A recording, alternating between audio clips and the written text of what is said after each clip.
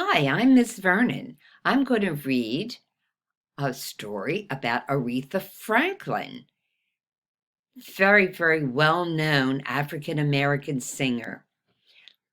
I hope you enjoy the book. Let's get started. There we go. Oh, look at her. She's in the tub as a little girl already singing. If there was someone in Detroit who was born to sing, it was little Aretha. Her mother was a gospel singer, and her father was a preacher who believed that music could move not just people's hearts, but the world. Oh, so her parents wanted her to sing. Isn't that wonderful? Look at all the music. Her mom left when Aretha was very little, but she never felt alone.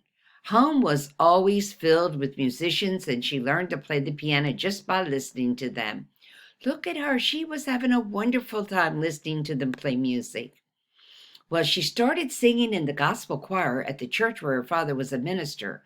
Aretha's voice was so powerful and smooth as silk. Listening to her, the whole congregation felt that tomorrow would be a brighter day. Oh, you know how you feel if you sing? Look at that. What a nice scene with her father and the church people, the congregation. Well, convinced of her talent, Aretha's father took her on tour, and together they went from church to church. Wherever Aretha performed, she did it with such grace that people would cry with joy. Ah, isn't that nice? Her father really supported her. But even though she loved gospel music, Aretha dreamed that her voice could be heard outside the church, in people's homes. So when a record company offered her a contract, she didn't have to think about it twice. They wanted her to make records at their studio and sell them. Well, what did she do? Well, before long, Aretha's songs were climbing the charts. In other words, everybody was buying them. They were so popular. There was something magical in her voice that moved people's hearts and bodies, much like her most popular song. What was that? Respect. Respect Yourself, it was called, right? It was called Respect, and it was a song written by Otis Redding that sounded brand new in Aretha's voice. Suddenly, the words of a tired working man became an anthem for African American women demanding equal rights and respect. I know that song. I have it in my house. One of Aretha's friends was Martin Luther King Jr. Oh, we know who he is. Very famous civil rights leader. The great civil rights leader. She stood next to him, challenging people to raise their voices against racism. In other words, asking them, speak up, that racism is not right. We should all be treated equally. When he died, Martin Luther King died, she sang the most beautiful song in his honor, Precious Lord. She was so sad.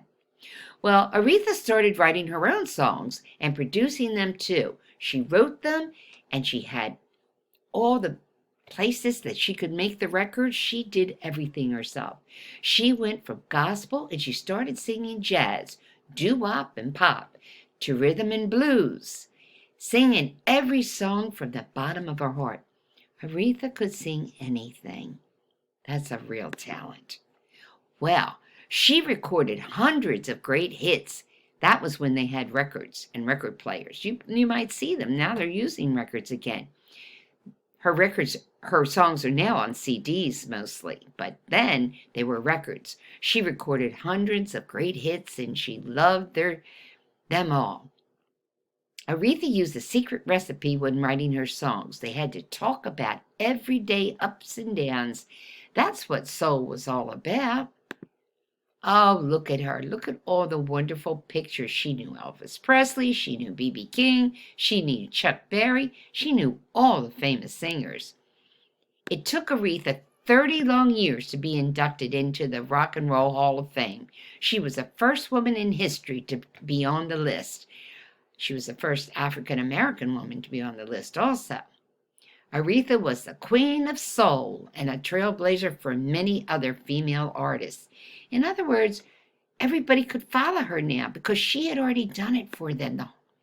There she is. There she is all grown up. But her greatest honor was singing at the inauguration of the first African American president of the United States. Aretha was voicing one of the most important moments in history. Let's see. That was when Barack Obama was elected as the first African American president. And no one has ever been able to sing a song quite like Aretha, the little girl who asked for equality and won the respect of millions, the greatest soul singer of all times. And there she is, born in 1960, and then left us in 2018. Oh, she just sang her heart out. See her singing up there? I hope you enjoyed this book about Aretha Franklin. And if you haven't heard her songs, maybe you could get somebody to play them for you. Thank you. Have a wonderful day and happy reading.